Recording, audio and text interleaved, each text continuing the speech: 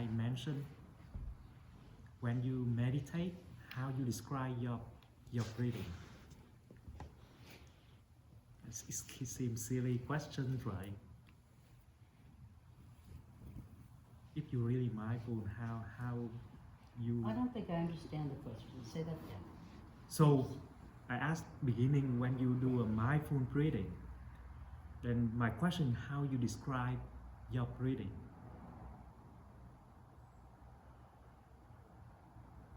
When you observe your breathing, how you describe it?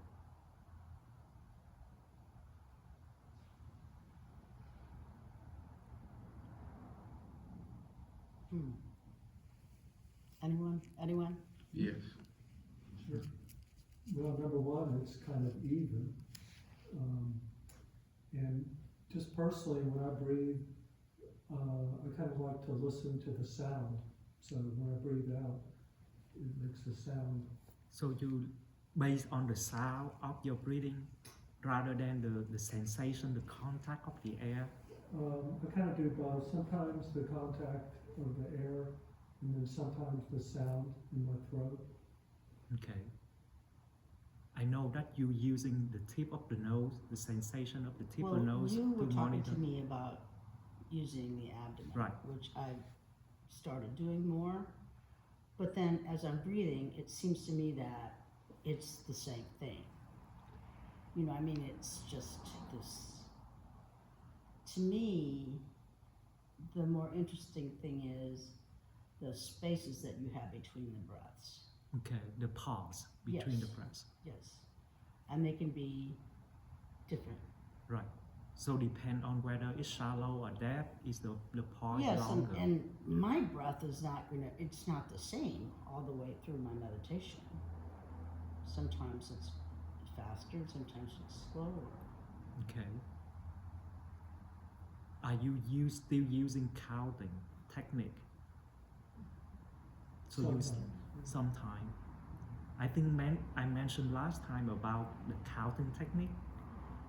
Its advantage and disadvantage, and at the beginner, I think it's good for you.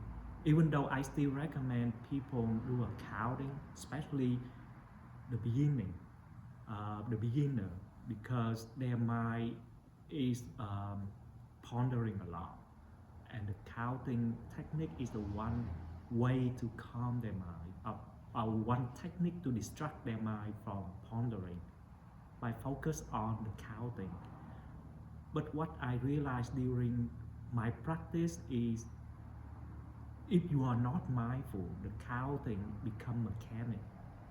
Your mind can just mechanically count without mindfully of the counting. And once you build the habit of counting, and I do a lot. I do not just in breathing, like before become a monk, brush your teeth, right? You know you need to brush your teeth, but for how long? So usually I count like 10, every brush 10 times, every place, so that you know to move on. So I do that in brush my teeth as well as chewing the food, right? I heard that you need to chew slowly, but how slow? And usually I count, okay, I have to count 20 or 30 times, chewing 30 times, I know it's enough to swallow. And then it's become a habit. A habit is just counting. Instead of focusing on the action itself. That's why I say I emphasize on the sensation. Be aware of the sensation instead of the counting, because when you focus on the counting, you focus on that. It's okay at the beginning, but the purpose is focus on the breathing. Then you need to aware of your breathing. That's why I say if you're using the movement of the abdomen as the way to monitor your breathing, then you feel the movement, the sensation of movement. If you're using the sound, then you have to really aware of the change of the sound. If you're using the sensation of the air contact with your body as a sensation, then you have to focus on that awareness. My key point is focus, pay attention on the awareness, on the knowing of the contact or the sensation, whatever the method you use for your breathing. And that's the key thing. Because when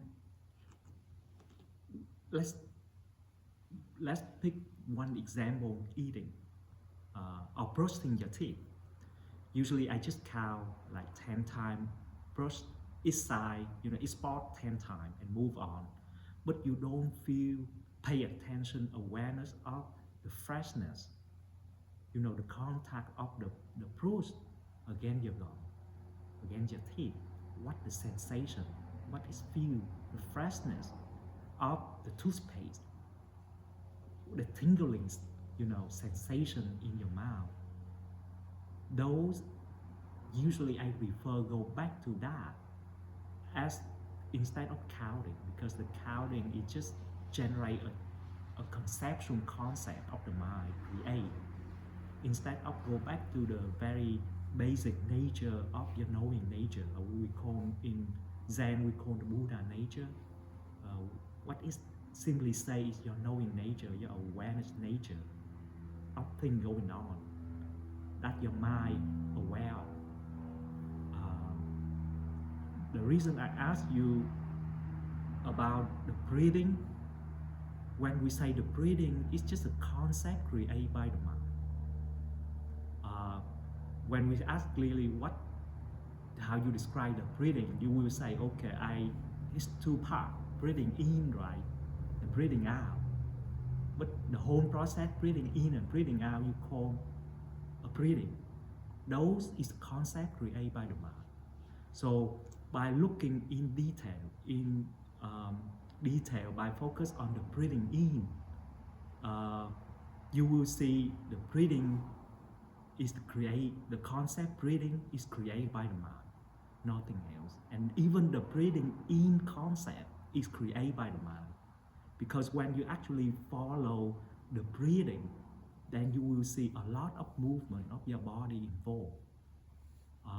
Especially if you monitor three places like the tip of your nose, the chest, and the abdomen, you will note that what happened first is your abdomen movement, and then you can feel the air actually move in or move out. So when let's say you breathing in, the abdomen actually expand first, and as the result of the expansion of the abdomen, you will see the air actually flowing. If you actually mindful of your breathing, I think that's what I experience. I don't know other people experience the same thing. So even though you say, the air moving first through your nose, then your chest, to your abdomen, actually no. The movement of the abdomen, the expansion of the abdomen cause the air flow in, and the collapse of the abdomen actually push the air moving out. So even by focus on awareness, you will see what your mind perceive. Your breathing in is not completely correct. It's just a perception created by the mind. That's why if you read the Sutra like Four Foundation of Mindfulness, the body, or one of the discussion I plan to talk is the dependent origination. Remember, thing or condition phenomenon make up from other pre-existing thing. The same concept, right?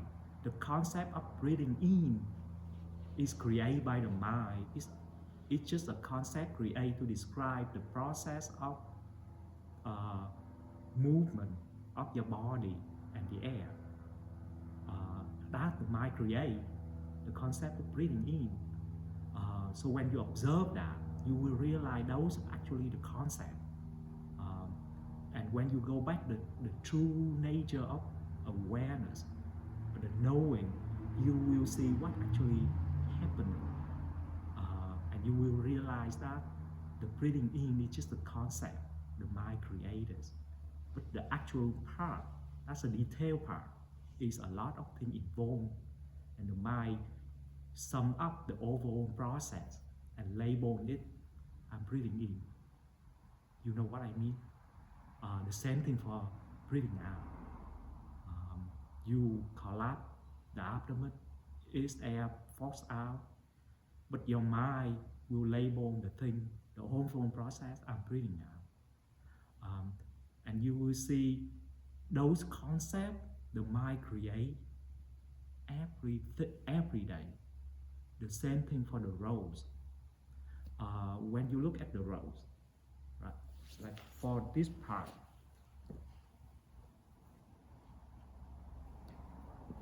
so you see the detail, right? The detail, the patterns, the stem, and then what you do is you have the overall form of this entity, and we create that concept called the roles. But actually, the role is the composed of a lot of petals and a stem. So my experience is when you look at things, you will see the details, and then your mind will have another part is take the overall form, take the overall shape of the object. Each individual component have its own shape, but they combine, they come together, and they form an overall shape. Your mind will basically form the overall, the whole view of the object. That's two different views, right? One is the overall view, and the other is detailed view. Your mind tendency to look at the overall view, and then it will objectify it. You will create the overall view as an object and label it, identify it. And we tend to, even though we see individual component, we not associate with it. We associate more with the overall thing. That's what the concept of self come in place to my view. That's the reason we constantly look at the object, and we just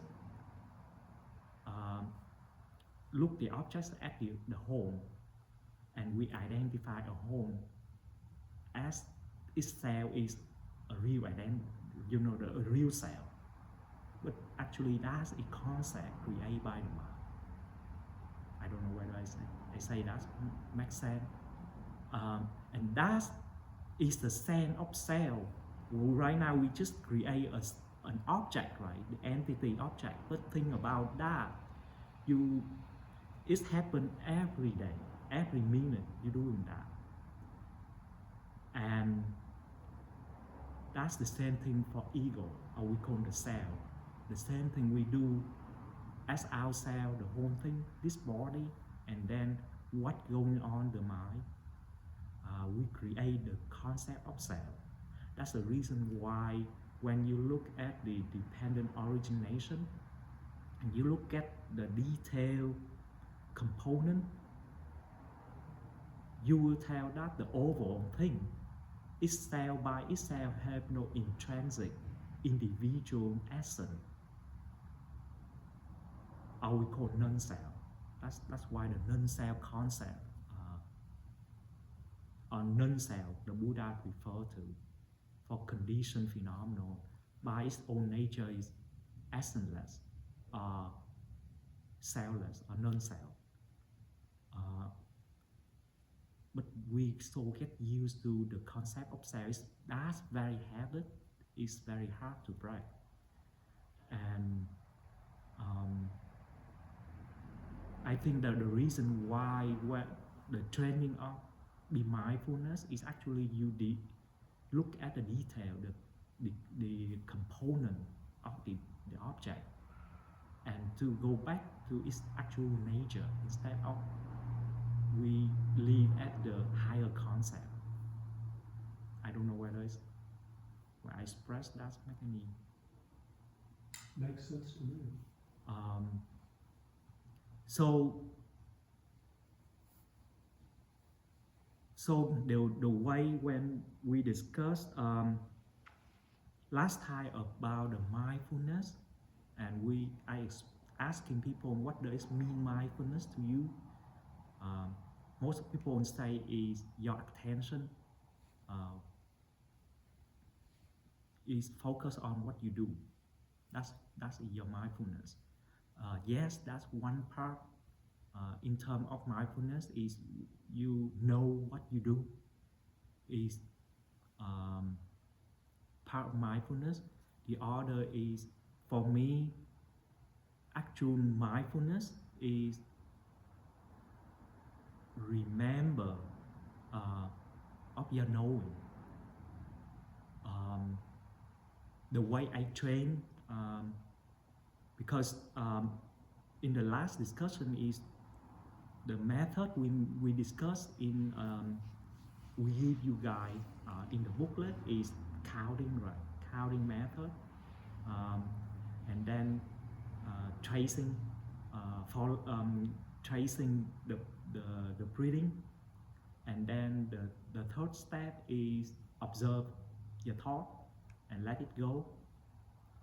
I don't know whether you are aware of the technique we mentioned in the book, but that's a three technique. Usually we introduce to the lay person or monk. Usually start with counting and then follow your breathing, and then after you really comfortable of the counting, you can skip that or drop that and switch over following your breathing. And then after you really comfortable with following your breathing, then let it go and then just fully observe your thought and then don't follow it. When I transition from the second step to the third step, I have problem. Well, actually there's many problems. Is one, you using the breathing as the technique. It's okay when you sitting or when you standing, you do nothing.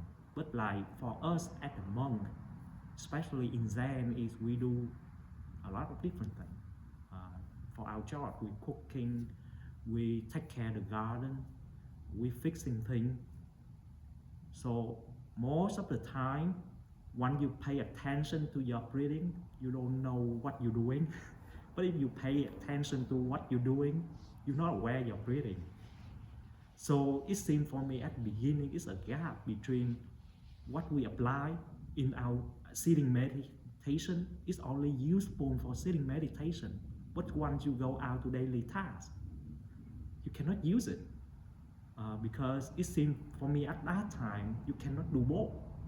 Either you pay attention to your breathing, then you're not really mindful of what you're doing. But if you're mindful of what you're doing, you don't know aware of your breathing. And even you mindful of you pay attention of what you're doing, then a lot of thought coming up, you get distracted. So for me, I have a hard time just be mindful, even though I know, okay, I have feeling, mindful is know what you're doing, but your mind keep pondering, keep distract, or not pay attention to what you do. And I have a hard time. Actually, I'm struggling for like first 2 or 3 years with that. And when transition from the second step, like follow your breathing, to let it go and then follow or observe your mind, then it's even worse because breathing is tangible thing. You can sense, you can feel. But then observe your mind, something is intangible, then how you observe it? The mind is come and go, the thought is come and go. So for me, it's like I don't have any anchor, anything to attach on. Because when you say pay attention, always there's something follow, right? Attention to what? You cannot just say I pay attention. You have to pay attention to something. So that is the hard part for me, is transition from the second method to the third one, because observe the thought. It's just the way you say it, but then how you do it. Asking a lot of different monks is how you do it without pay attention to your breathing, then what you pay attention to. And I don't have any different monk give me different answer. Well, they in the same boat like me. What I realized over the time is actually you pay attention to your knowing. Is your mindful of your knowing. The way I practice is you can start out by focus on your breathing, either at particular spot, either the tip of the nose or the movement of the abdomen. So at the beginning, your attention may be very focused on to that. But then after that, I brought it up. So you can really focus on single spot. Just aware of that sensation. So it's just like a laser, right? You can narrow the beam down to certain spot. You just focus on that. But then when you focus on certain thing, it starts filter out the other sensor. You will not likely to pay attention to the sound, what you see, or what you feel, and that's what samadhi is. Then there must be a difference between mindfulness and concentration, or samadhi. Samadhi is, we say, concentration, because part of the noble fold path. One after mindfulness is right concentration. And for me, it's like when you narrow down your awareness, is that what concentration means? Is the quality of your awareness. If you broaden up your awareness by allow whatever coming up your mind, you aware, you know it, you broaden up, or you can narrow down by focus on one particular object. We're talking about meditation object like your breathing. So the more you narrow down your sense, you filter it out, then you go more deep in samadhi, concentration, because you start filter out the sense, your awareness of the other sensor, and you start focus more on one particular sense, the object, and that's the reason why I think samadhi doesn't develop the wisdom, because even though in samadhi you know, but you only know that's one particular object, nothing else. The problem is at beginning when I try, it's very good because it's calm your mind. Your mind is tranquil, calm, and once you get out of that meditation, it still remains the effect. The effect is maintained for an hour. But when you get back to your daily task, your mind becomes disturbed. It's in motion and it's back to normal. So you lost your samadhi or concentration. And suffering will come. Attachment, thing that you hate is still there. It's just suppressed by concentration, but the root core is still there. It's just that you not pay attention to it. Then you don't not aware of that. That's why samadhi itself not provide you insight or wisdom. And for me, at the beginning, I'm really attracted to some, concentration.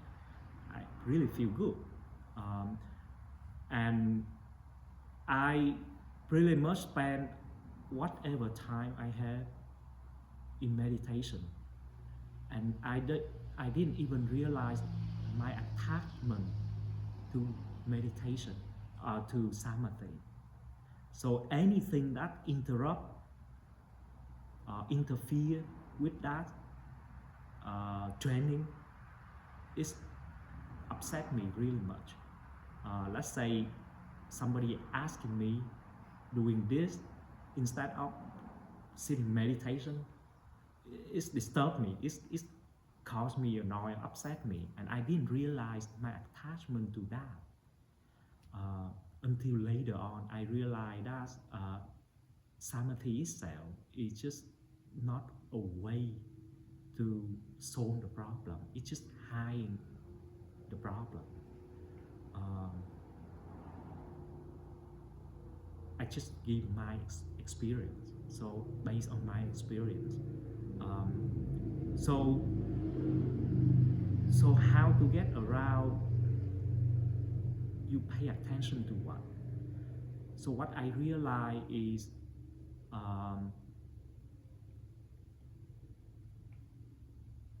you pay attention to your general awareness or your knowing nature.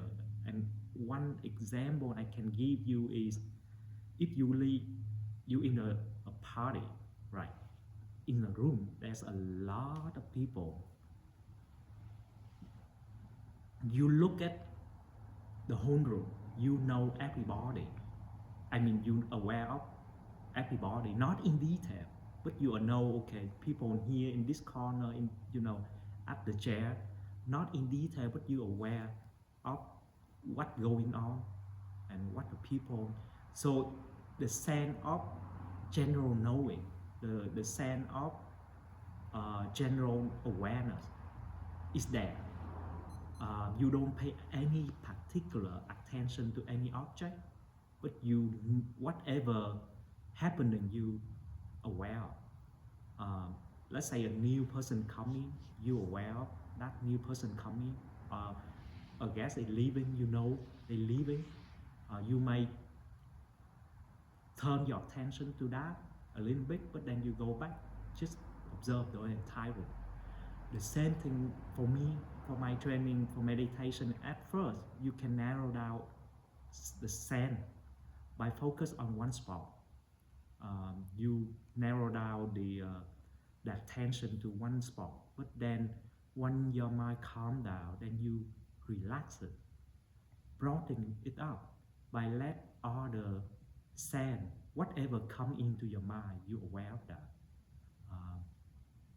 Let's say during your meditation, sitting here, you hear the car going by, the sound of the car going by, even though you not purposely pay attention to it, but you still know it. That's what I mean. You aware of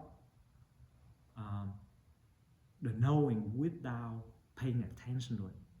So once you broaden up your attention or your awareness by whatever come into your mind, you aware.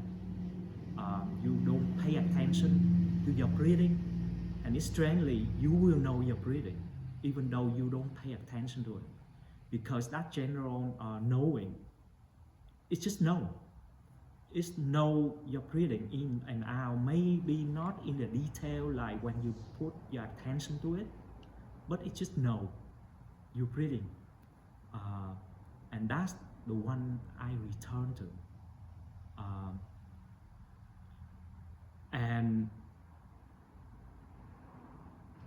anything like, for example, the way I can tell whether I attach to certain thing, because remember we talking about attachment is the key thing, because attachment or desire is the source of everything cause suffering.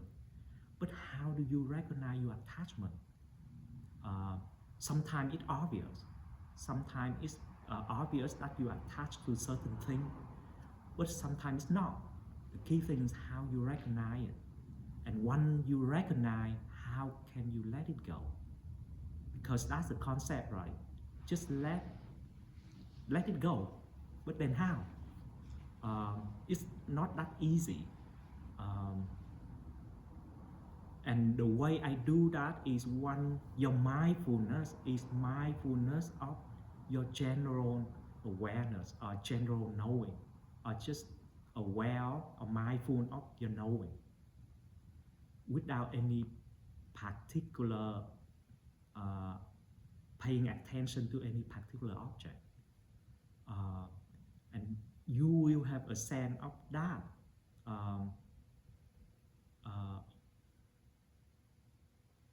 awareness. I mean, I don't know, it's knowing, and you will, once you're familiar with that, then what you realize, anything that attract your mind, your attention tend to pay more to it, and then the more your attention pay to it,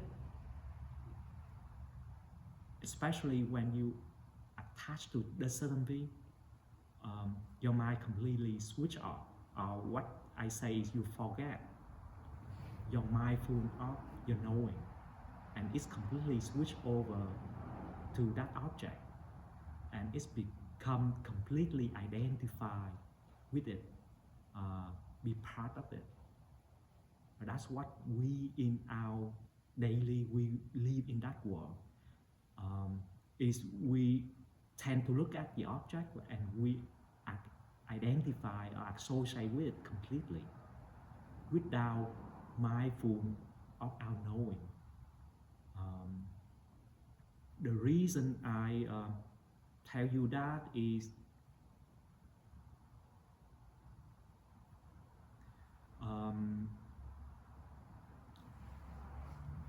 well, the reason I tend not to tell the reason why I become a monk, is the very reason I realized the mindfulness. Because the very first time I was introduced to the mindfulness is at the Bodhi monastery. I took my mom there because she's a nun, so I took her there for her 3-month retreat, and I really want to learn meditation, so I say I will spend a week there for learning how to meditate. And I remember during that week, it's just lucky that they have Vipassana. It's 1-day retreat that I mentioned you about. So people come in for 1-day retreat, and during eating, and you know, lay person, they eating, they talking. Even though we say don't be mindful of eating, don't talk while you eating, but people will just tell you or talking while they eating. And then what I observed, one person, one gentleman, he didn't say anything, he just eat. It's not that it's strange, but the way he eat, it make me interesting, because it's very slow. It's not deliberate slow, but it's just eating naturally, but without eating. So after that, I asked him, what are you doing? I know it's a silly question, but what are you doing? And he say, mindful of eating. And he say, just know, what you eating. And that concept is just like not new, because when I there, the monk tell me, okay, be mindful of what you're doing, but that's just a concept. But when you observe somebody doing that, it's different from the other person. They eat and they talk. So he just say, just aware of you doing, just be like that. Then I actually practice that. So the rest of the week, I just doing that. Why not just only eating, but like while you doing other tasks, you focus on what you're doing. And at the end of the 7 days, what I have is a state of awareness. At that time I don't know exactly what it is, but it's just a mindfulness of what you're doing, and that's you can tell the difference before, because before you're not mindful of what you're doing. Now you are mindful, and you can tell the difference between those two. And I can only maintain that state for a short period of time. But then after that, I can feel it's fading away. The mindfulness, by maintain your attention on what you're doing, it's fading away and replaced by distraction, or by thought, by emotion, by you become associated with what you're doing. But that is very at first I say, it's not a big deal. I don't pay attention much to that, because life is really hectic. You have a lot of things to do, take care of. The second event that really triggered me is when I attend a vipassana. It's supposed a week of vipassana training. I was there for different reasons. It's not actually for there to train, actually to figure out whether I want to become a monk. So during that time, actually the training in vipassana is different because it's more intense. I actually just sit and then for 1 hour, and then working meditation for 1 hour, and keep alternating for the entire 16 hours, 14 hours. You're just doing that, nothing else except couple hours sleep and then eat and then take a shower. But the rest of the time you're doing that. So the training is more intense compared to like in the monastery. It's more pleasure, more lax, but there is different result because the mindfulness is more mindful, and the state that I described you about is even more distinct versus the last one.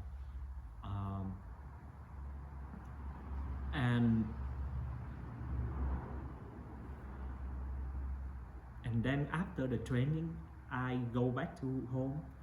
But the problem is the same thing. I go back to daily life, and you don't do a lot of meditation, or working meditation.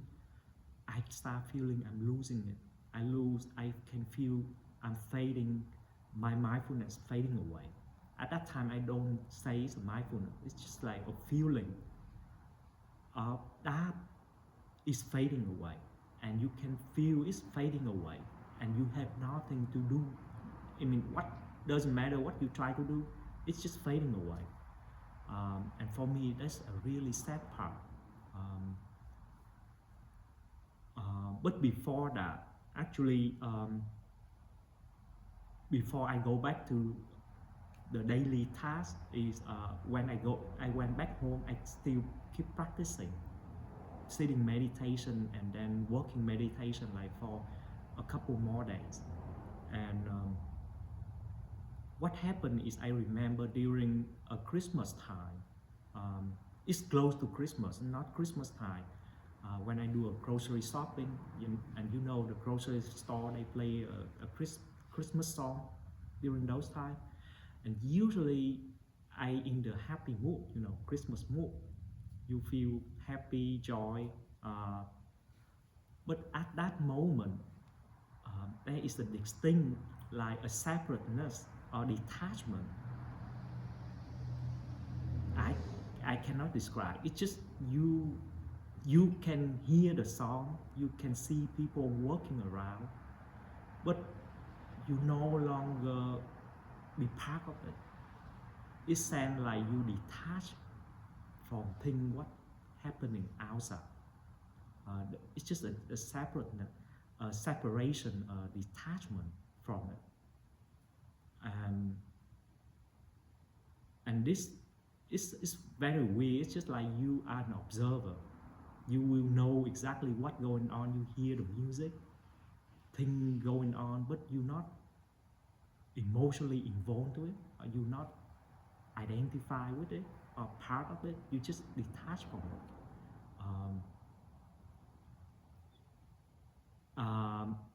And then when I stop do a meditation at home, that's where I'm losing that sensation.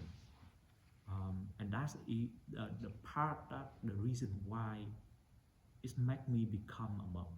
It's that sensation itself. I don't know what it is, but at that time I just want to be in that state. So when I become a monk, I know exactly I have to be mindful, but there's no technique to tell you how to be mindful, other than, you know, using your breathing, or other than pay attention what you're doing. But that's what it just say in theory. But in the practice, your mind keep distracted, your mind keep pondering, and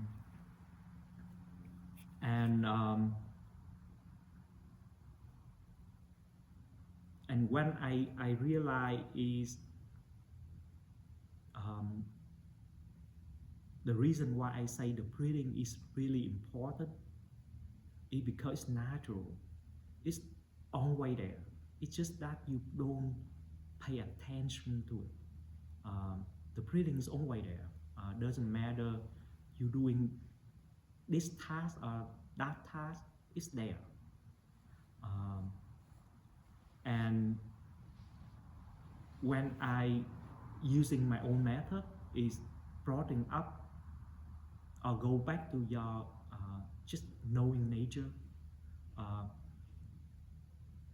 then if you maintain in that state, you always aware, and that's I don't know, it's really hard to describe. Is the same technique you can apply by doing different tasks. That's what I mean is in the sitting meditation, you focus on your breathing, and for me, after I focus for a while, I broaden it up to come back to your knowing just a bare knowing nature. You don't pay any attention to your breathing.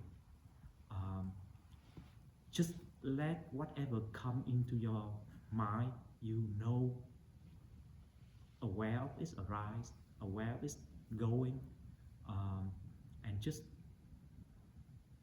be like that. And when you go out that state, you can apply the same technique by more specific tasks, what you're doing. But now you narrow down the scope a little bit, is relevant to your task.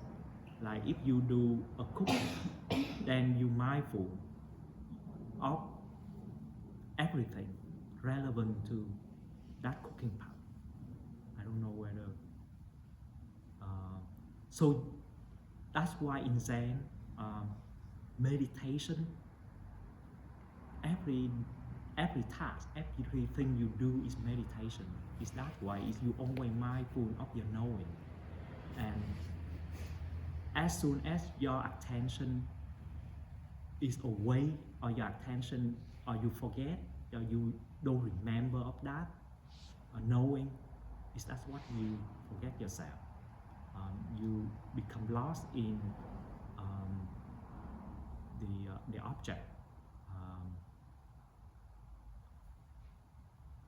So that's how I'm training myself. I don't know whether it's easy to understand or not. You have any questions? I have one more question. So when you brush your teeth, back to that, Yeah. how long total do you brush your teeth? Do you know? Well, I divide in 3 sections: the left, middle, and right. So the left jaw, right, a middle part, and the right part. And then you brush. Oh, you're talking about before or now? Now, Now is the same thing, but then I just pay attention to what I'm doing, the sensation like I described. and about how long total do you brush? It will tell you when it stops. Mhm. It will tell you it's clean enough. Then you move on. So the reason I ask, because I think I'm a little unusual. Usually when I brush my teeth, it's usually at least 30 minutes. I mean, seriously, and I know most people don't. 30 minutes. 30 minutes? minutes is very unusual. That's like a week. Yeah, it's a very Most long people. time that I brush my teeth. How many times a day do you brush your I teeth? brush my teeth 1 time a day. I have very good teeth. The last time I went to the teeth clinic. You know, Kathy, who used to come here, she moved to Montana. You know, she's a dental hygienist. So I discuss this with her sometimes too. Anyway, you were talking about the sensation. Yeah, when I brush my teeth, I really focus on the sensation. And I take a long time because I think that's necessary to really get your teeth clean. But Ty, you have like an electric toothbrush? No, normal toothbrush. Okay. And I use a normal toothbrush. I have used an electric in the past. It's a very good idea, but I just normally use a manual toothbrush. But yeah, it's very unusual. It's very long time. But And the, do you stay in the same spot or do you walk around? I stay in the same spot, and so I am usually doing something else at the same time. But I'm kind of multitasking, and I can also focus on my sensation while doing it. I can't believe you admitted that. 30 minutes. It's really- So now that mosquito likes me, Marcus, who was hovering around you. It was liking me too. But- mosquito for the day here. the reason I say is, even so, my habit of counting sometimes coming back, especially when I need to do something fast. That's where the habit come back, and it's kicked back to counting. But I have to remind myself, drop that. But that's why I say be mindful. I don't criticize the technique, but sometimes the technique itself, when you become attached to it, it's become a habit. And once it's become a habit, it's very hard to get rid of it because you have to undo it. And the same thing for eating. I used to count 20 or 30 times, choosing. But now it's more like the feeling, the texture, and you will know when it's time to swallow, because you will can feel the food you chew is fine enough,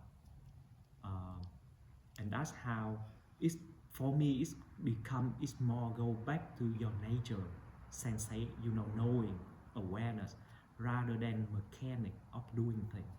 And when you go back to your nature of awareness, you will see there's a lot of things you do mechanically, and try to undo that. Just be mindful of that. Become, yeah. Yeah, I do really focus on the sensation when I'm brushing my teeth. The other thing I should mention, like you talked about eating, well, first of all, people who are trying to lose weight, it's often emphasized to them they're supposed to chew a certain number of times. I don't know if anybody here has ever heard that. And when we were kids, we were also told that. I don't know if anybody else here remembers that, but we were told chew your food like 10 or 20 times. Don't just, gulp it down. But no, I would never count chewing food. You're right, just chew it until ready to swallow it. So, so for me, meditation is more like sustained mindfulness. Is your sustained attention to your knowing. I'm talking about the general knowing, the just a bare awareness, without paying any attention to any particular object. It's always there. I mean, especially right now, you sit, you're aware of things going on. That's the one. Mindful of that, and then what you realize is, now I can, at that time I realized what most of the monk will tell you: don't do more than one task at a time, because you cannot pay attention to multiple tasks. You can do multiple tasks, believe me, but be mindful, you can only mindful one at a time. And that's the reason why in a monastery, when we do our task, well, we are not allowed to sit very close because tendency you gossip or you talk. So we one person at one corner, the other one corner, and no head, no MP3 or headphone. You're not supposed to listen anything. Just focus on that. Because the reason I say that is when I give the instruction to one person about meditation, and at the end he say, does that mean you cannot do multiple tasks at the same time? Yeah, that's what it is. I think that's kind of discourage people because they tend to do multiple things at the same time. Believe me, when you go back, observe that. You eat and you watch TV at the same time. Or you eat and you read. Or you eat and you listen to music, even though you eat and you talk to others. That's the same. If you have to do it, then at least finish that swallow. Then switch your attention to listening. But usually for me, during eating, I'm not talking. Because if you're mindful of what you do, then you cannot mindful of the talking at that time.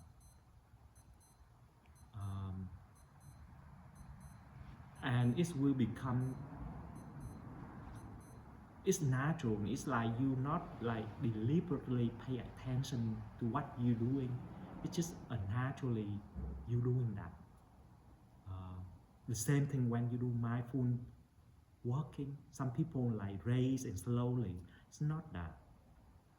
Just walking naturally, but you mindful your awareness. What the sensation, the feeling, the motion, the contact, the movement. It doesn't have to be deliberately, have to do it slow. Maybe at the beginning you have to do that, to slow down, bring your mindfulness to that, but eventually you have to let it go and just be normal. Okay, was there something else you were going to say? Not now, thank you. No. I did have one other comment. You mentioned about the breathing. Mm-hmm. And yeah, you're right. So you already know this, but the way it works, you have a very large muscle called the diaphragm. Right. It separates the thorax from the abdomen, right? Yeah. It's a very large, thin muscle. And of course, the way we breathe, the diaphragm contracts and it goes down. And that's what sucks the air into the lungs, because it's the negative pressure. And then when we breathe out, it's basically just a rebound. The diaphragm relaxes and the lungs, like a rubber band, it comes back and that pushes the air out. But you're absolutely right. So yeah, it starts with the diaphragm and that also pushes the abdomen out. But it's not the abdomen itself that's doing the breathing, of course, it's the diaphragm. Right. And you're right, you can't stop it. It's automatic. You cannot commit suicide by stopping breathing. It's impossible. You can pass out if you breath long enough, but that's about it. You can't kill yourself, right? You could pass out. You're right. If you hyperventilate before you hold your breath, you could pass out. It actually happened to me once, so I know from direct experience.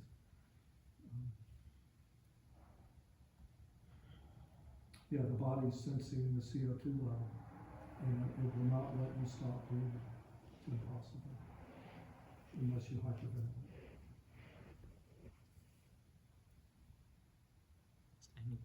Any other question? Any other comment?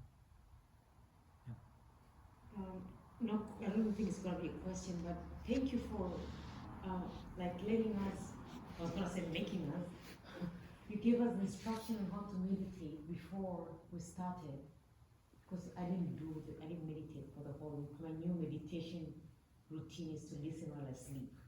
Now I found, I don't know, the easier way, you know. I like easy, softer ways.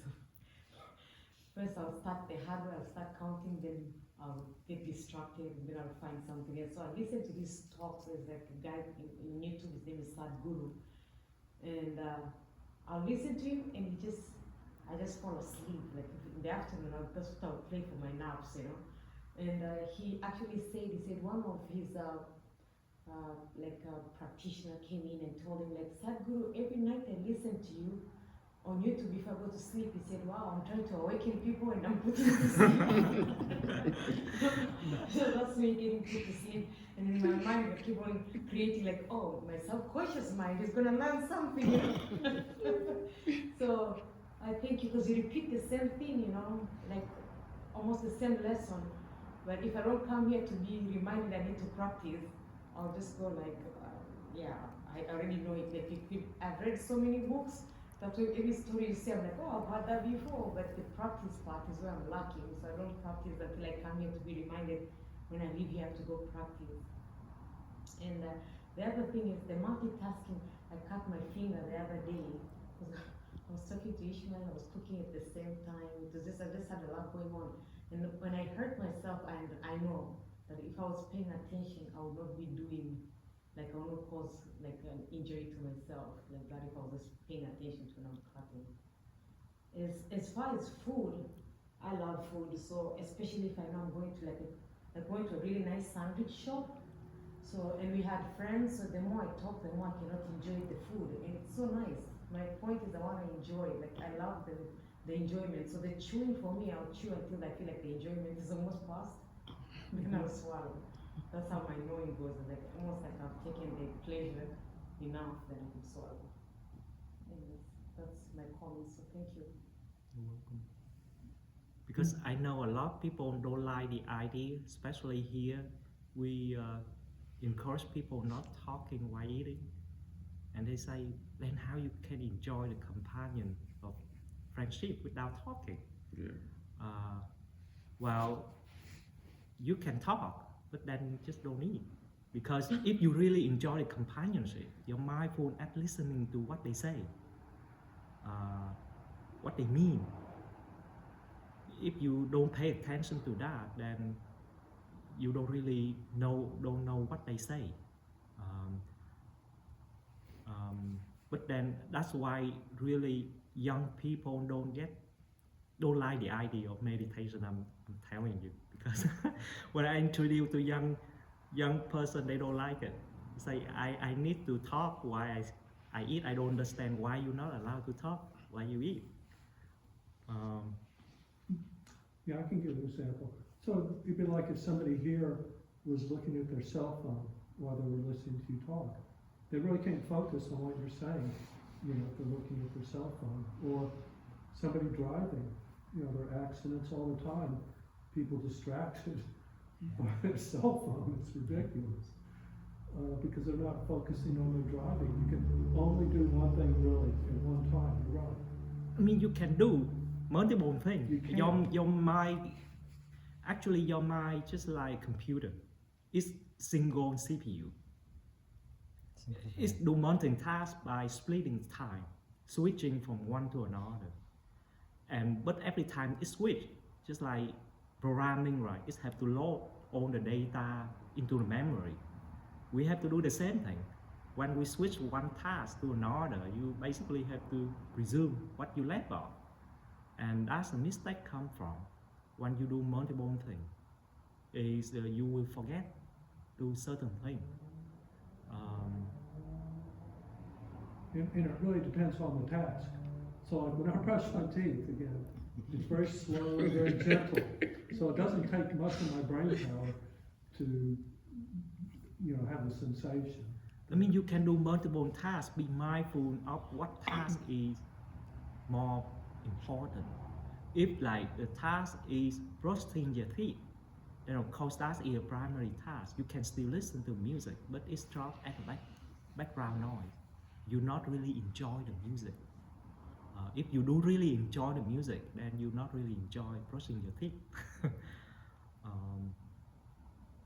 So I don't do it to enjoy it. To get my teeth all clean. look, well, I'm not saying enjoy, but be mindful of doing that. Right. I say use the wrong word, not really enjoy it.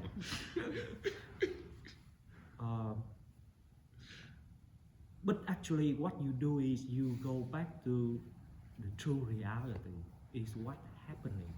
Because the right view, like we say ignorance is not knowing what going on, not knowing the true nature of things. That's what happening. So if you read the Sutra, the Buddha say very simple thing. When you breathe in long, know you breathe in long. When you breathe out long, know you breathe out long. When you breathe in short, know you breathe in short. It's at the first time I read the Sutra, I say, what a silly thing, right? Of course we breathe in long, we know it breathing on what the Buddha tried to say. Because when you read the Sutra very condensed. What I say, it's not elaborate. And that's the hard part when you read the Sutra. It seems something really obvious to you and you don't know quite clear what the Buddha tried to convey. But it's the whole meaning into it. You really have to know. As I say, you have to know it. To me, one other thing, like you were mentioning about being at the party and all those people and all that stimulation.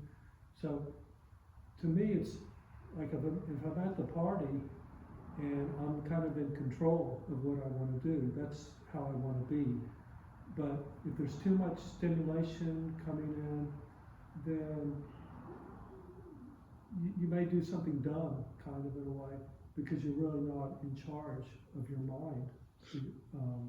Where it's like, there's sometimes when somebody, maybe you need to take action and get angry or something like that. And that's okay. But if you get angry and then you're out of control, then something really bad is going to happen and you're not helping the situation because you're not really even aware that you're angry. Your anger is kind of taken over. Right. That's exactly it, because we're not mindful of the awareness, what's going on in your mind. That's what we say looking inward. The meaning inward is just like observe, reflection on what's happening in your mind, what's going on in your mind. And be able to detach from it. When you realize it, like if you will realize emotion arise, like anger. If you realize it, you be able to, that's the first thing, you have to know it. That's the first step. When you know it, then you be able to detach from it. But without, most of the time we're not mindful, we're not knowing it. We become identify with that, be part of it. Right, or even if somebody gets too happy, you know, Yes, they exactly. can, it can take over your mind kind of. And, Yeah, happy, sad, the same thing. too happy, you know. Even the thought, you know, the thought arise. Even in Zen, we're talking about as you know, no thinking. Actually, there's nothing. I'm not saying nothing wrong with thinking. The key important is know your thought arise. That's the key thing. Aware of it. You don't need to know the content of your thought. The content of your thought may be in the past, you know, the memory, what you remember, maybe you're planning in the future, the content may be in the past and the future, but knowing the thought is the present. Only the present, the knowing, know the thought. The content is different thing. You don't need to pay attention to that. And knowing the thought arise actually know the reality. That's what happened in your mind. And you will see the nature of the thought is arise and then is disappear. And that very thing remind you of is the impermanent thing. And you will see Dharma is actually that. The Dharma, the Buddha says nothing more than impermanent. It's dependent origination, and if you look at in terms of time, changing, that's what it is. Things arise and things disappear. It's form and it's die. That's impermanent. When you really mindful of that, you tend to be able to let it go easily.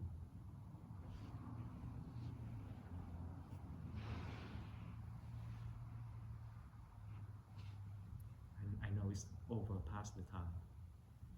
Well, So I think that, you know, we all, not so much now for me, but I think there was a point in my life where I really thought I was my thoughts.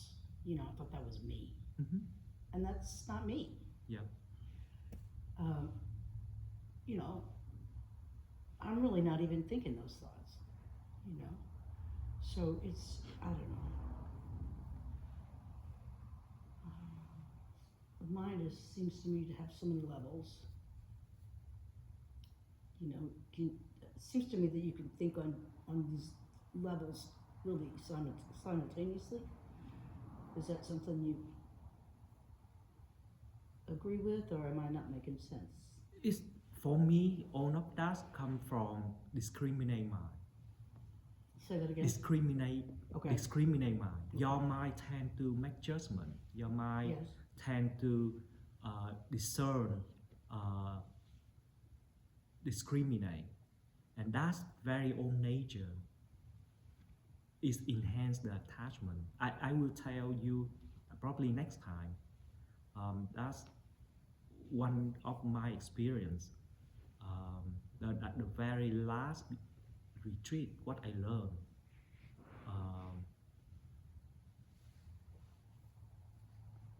It's, it will be probably next time because it's kind of too late. But yeah, what I really that's this, you know, the thinking, the thought most of the time. I'm not saying all the thought is not. Most of the time, remember the last time we talking about right thinking and wrong thinking.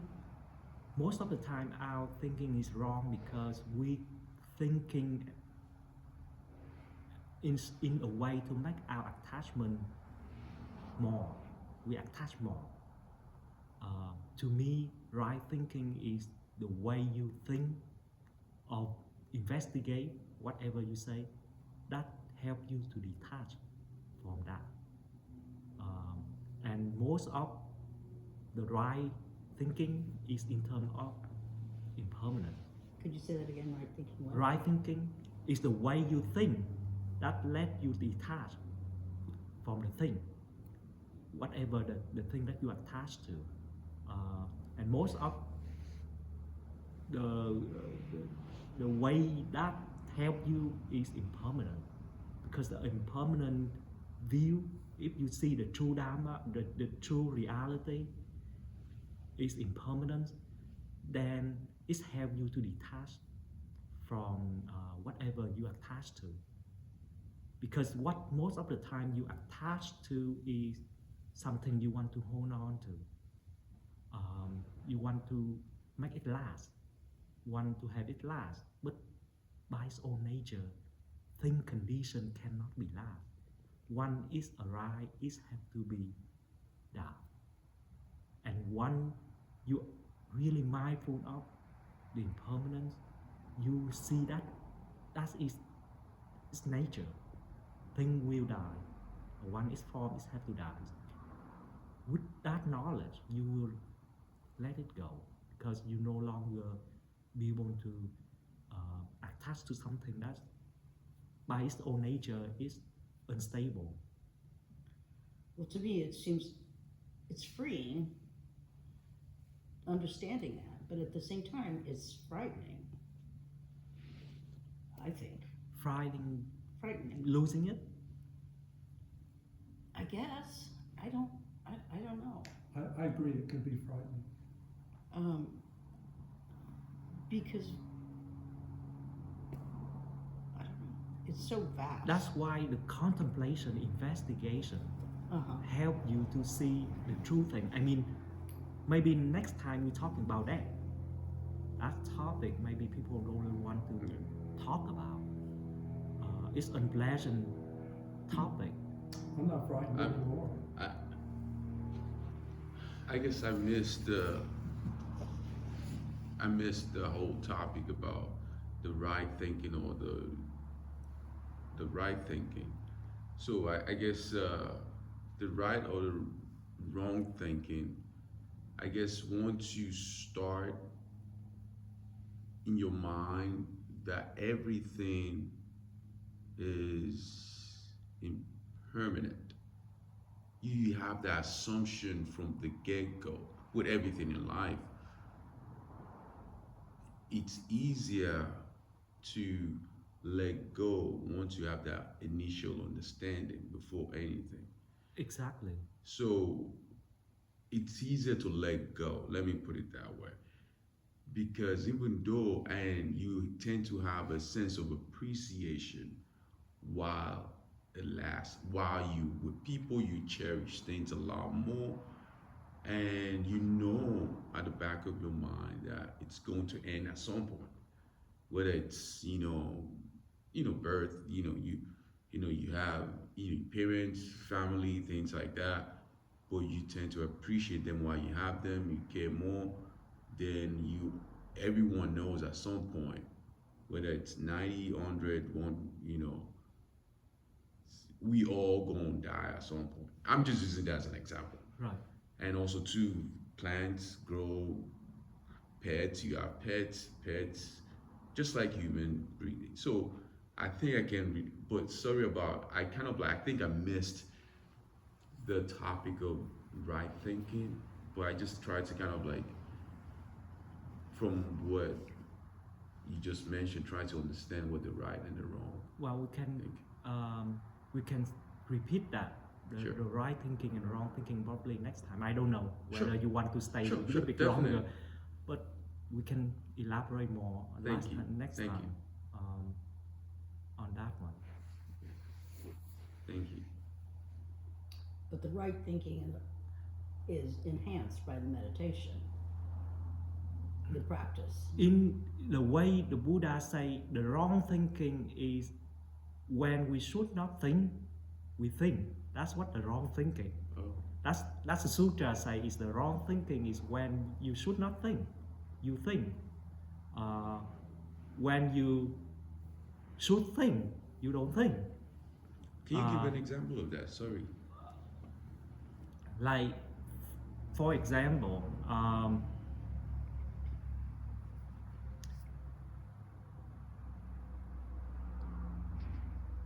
let's say somebody hit you, right? Yesterday you have a fight, somebody hit you on the back. Yeah. Well, when you go back home, that memory flashback, Yes. and you add the thought. Say, this guy really mean. This guy, do a lot of things, to me. Yeah. Try to do bad thing to me. That's thinking. Okay. Keep thinking to enhance what?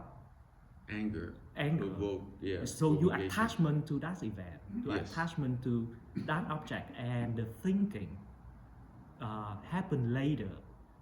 You keep enhance that attachment, so it's getting worse. So instead of he hit you and you feel only like 5 pounds, it make you feel worse. It's like Yeah. 50 pounds. Yeah. Right, by that mental suffering. Yeah. And on that, actually it's not that, it's just like heat, right? Yes. But you make it worse by keep thinking to it. Exactly. Well, that's what the Buddha say, when you should not think, you think. And when you should think, you don't think. Well, you should think, he might not mean doing that. We don't make that thinking. We think the other way. That's So- the thinking. Still the same thinking. Oh, I'm sorry. You just Still, make yourself feel well, better. the best way is don't think. Don't make any discriminate more than that. So the concept of when people worry, right? You worry in terms of agonizing about something, right? So the idea is, okay, rather than worrying about it, right? You analyze it at that present moment. Like whenever something happens, rather than worrying about it, you analyze it in your mind and say, okay, can I do something about it? Are there things to do about what just happened? Then you analyze, okay, if there's something you can do about it, do something about it, right? Then if there's nothing you can do about it, then don't worry about it, right? If there's no solution, don't worry about it. So that basically at that point in time, eliminate any potential of keep worrying and worrying your mind just keep going in a circle.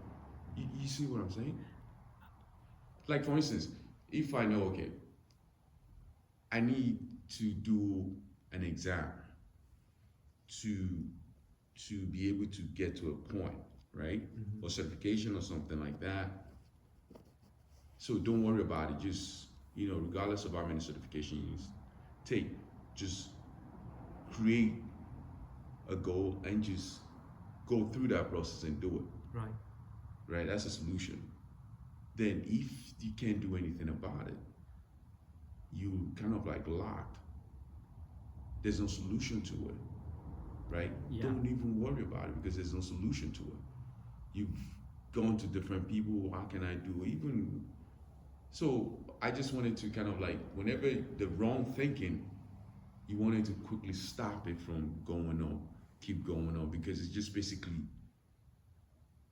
eats you in your mind Right. over and over again. Mhm. I mean, it's nothing wrong. The key thing is when a thought arises, Yes. you have to be. Most of the thought arise is because you react to that, whatever the event happens. Yes. If you, I know it's really difficult way because we tend to emotionally evolve to it. Yes. I think the key part in meditation is the first thing if you be able to detach emotionally from that, Yeah. then you'll be able to see things more clearly. And based from that, start with that, see things clearly, you can react more wisely to it. Instead of most of the time we tendency is to react immediately without see the real thing. Okay.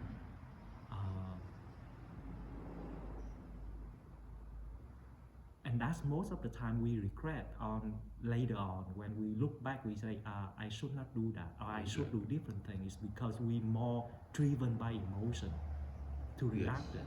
Yes. And I think the meditation help you to take a step back, a Yeah. break, by do a reflection on, okay, this is anger.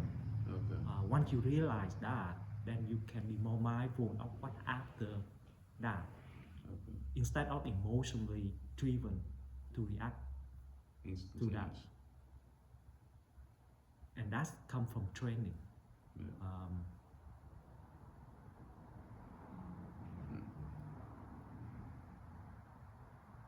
I see.